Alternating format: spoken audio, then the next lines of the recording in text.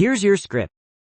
Over 400 years ago, a poet sat down and wrote a line describing a face, not just any face, the most famous face in all of English literature, a face so powerful, so overwhelming, so impossible to look away from, that the poet claimed it launched 1,000 ships. He did not call it very beautiful. He used one word, one single perfect word, and that word is still used today by native speakers, in conversations, in texts, in quiet moments when something stops you completely and you genuinely need the right word to hold it. That word is coming. But first, I need to tell you why very beautiful has always been the wrong choice. 5 words, one from a Renaissance poet, one that describes beauty so deep it physically hurts, one so unexpected it will make you rethink every compliment you've ever given in English. By the end of this video, very beautiful will feel like a photograph of a sunset taken on a broken camera. Technically accurate, completely inadequate. I want you to think about something beautiful, not an idea, something specific, something you have actually seen. Maybe it was a place, a coastline at the exact moment the sun touched the water, a mountain you weren't expecting, a city at night from a height that made it look like someone had dropped handfuls of gold onto black velvet. Maybe it was a person, not just their face, the whole thing, the way they moved, the way they laughed, the particular way they existed in a room and changed the temperature of it. Maybe it was something smaller, a piece of music that found you at exactly the wrong moment and became exactly the right thing. A painting you stood in front of for 20 minutes without meaning to. A sentence in a book that made you put the book down and stare at the ceiling. Now tell me, was it very beautiful? Of course not. Very beautiful is what you say about a hotel room, a screensaver, a calendar photograph of somewhere you've never been and feel nothing about. Real beauty, the kind that stops you, that reaches inside you and does something without asking permission. Real beauty deserves more than an adverb bolted onto an adjective like an afterthought. Here is what I need you to understand. Beauty in English is not one thing. It never has been. There is beauty that overwhelms, beauty that aches, beauty that is almost uncomfortable in its perfection, beauty that is wild and strange and refuses to be neat, beauty that is quiet and domestic and somehow more devastating than any sunset. Very beautiful flattens all of it into one gray, inadequate phrase.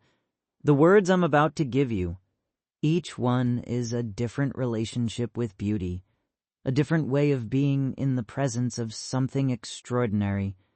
Learn them, and the next time something stops you, you'll have the right word ready.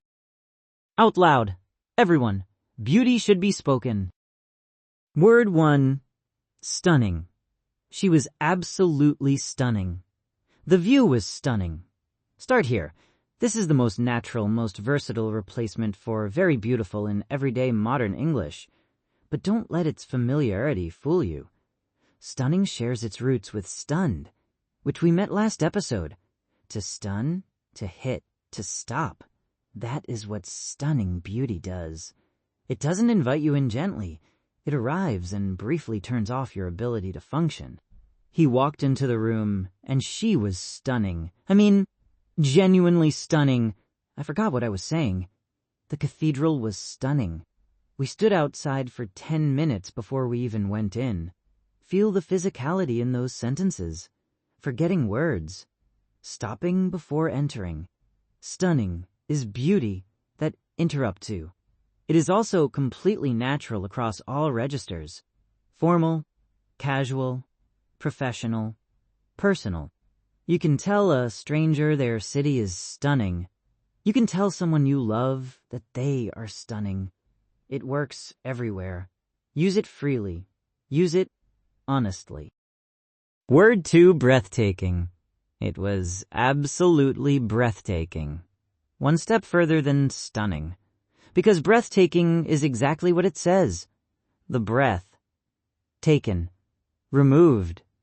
Beauty so immediate and so total that your body forgets.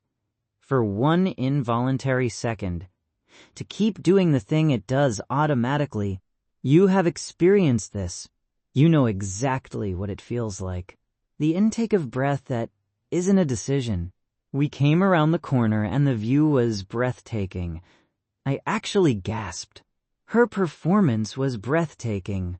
The whole audience went silent. There's a moment in the film. I can't describe it. It's just breathtaking. That last sentence is important.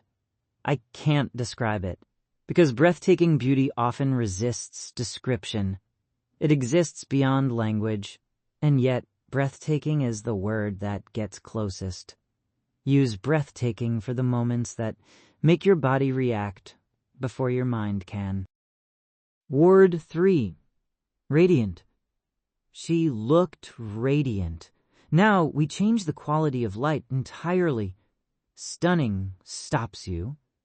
Breathtaking takes your air. But radiant does something different. Radiant glows. It comes from the Latin radiare, to emit rays, to shine. And that is precisely what radiant beauty does. It doesn't hit you. It reaches you. Warmly, gradually. Like something lit from the inside, rather than illuminated from the outside.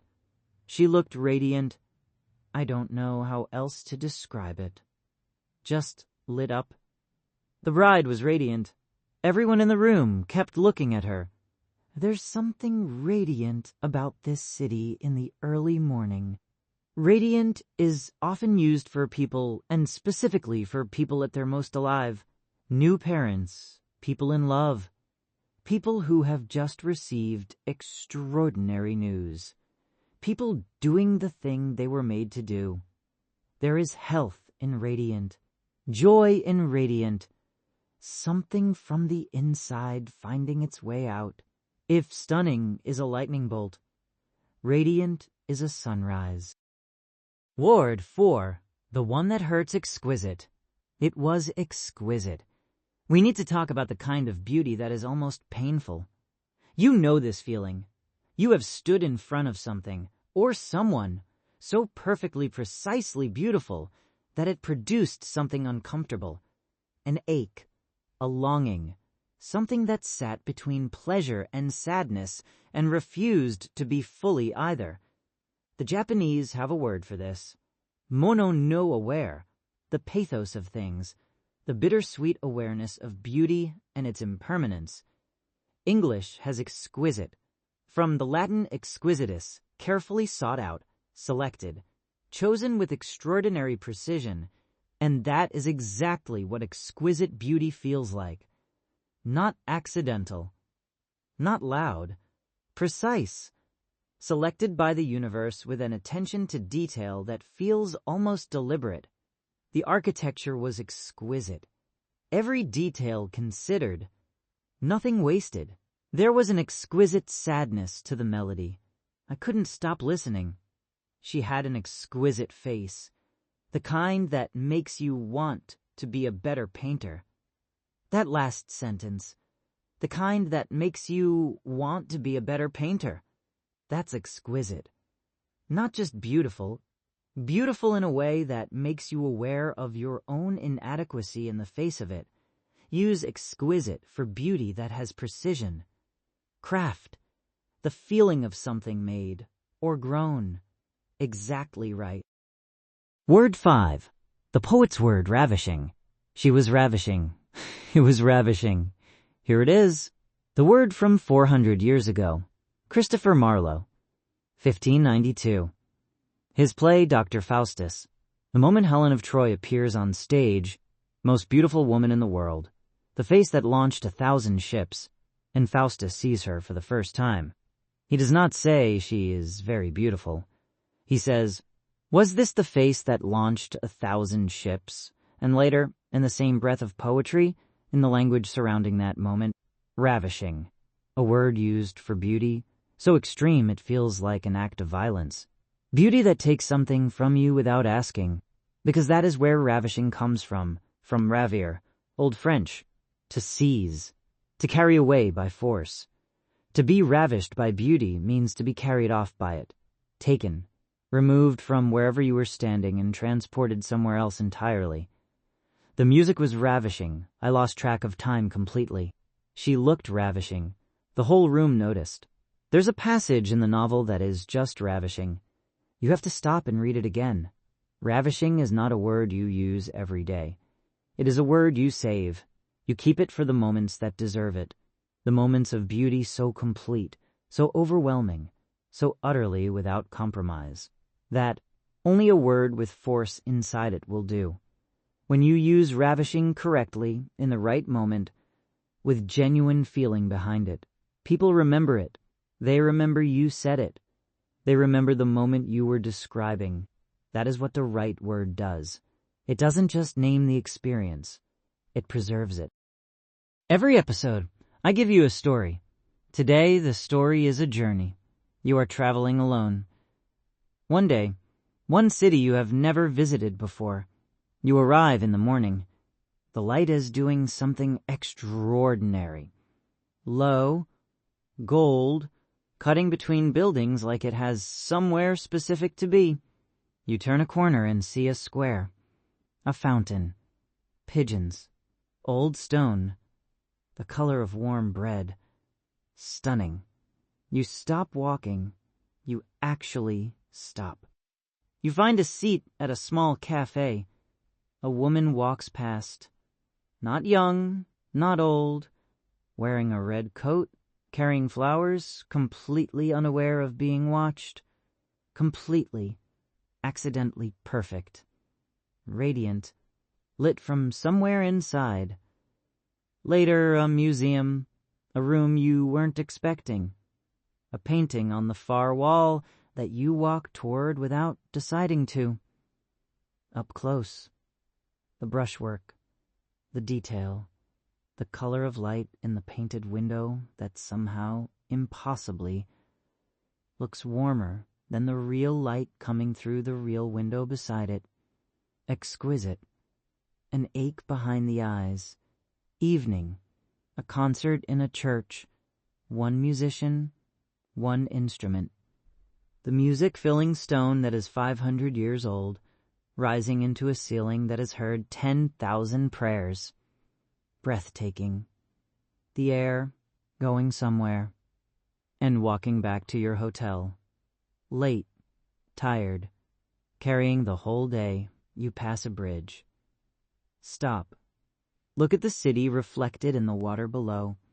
The lights, the movement, the way it is, both absolutely real and absolutely impossible.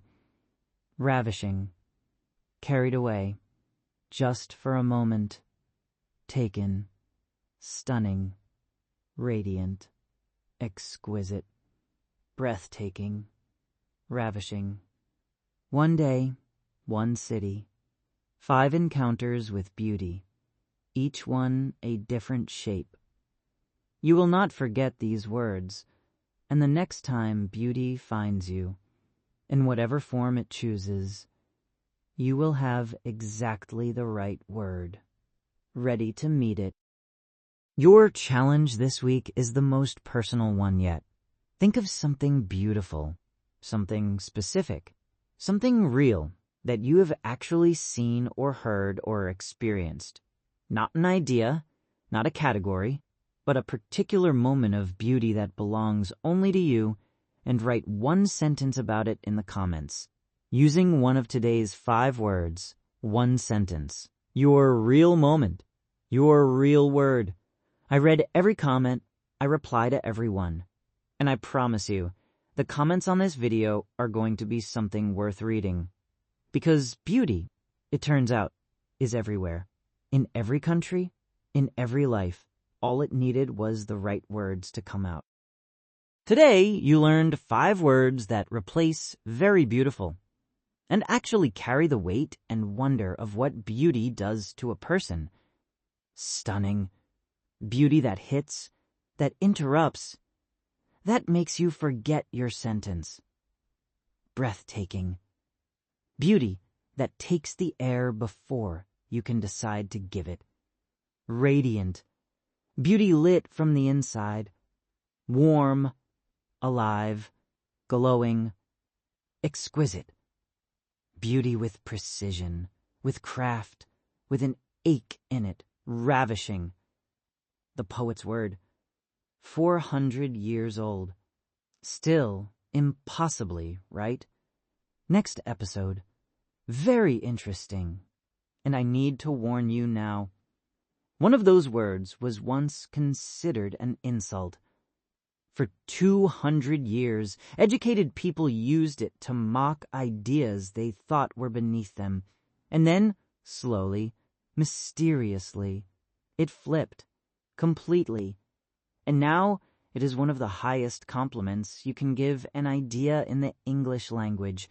Words change, language moves, and the history hiding inside ordinary words is anything but ordinary.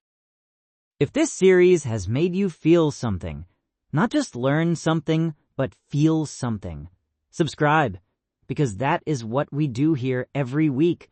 We don't just study English, we go inside it. I'll see you in the next one.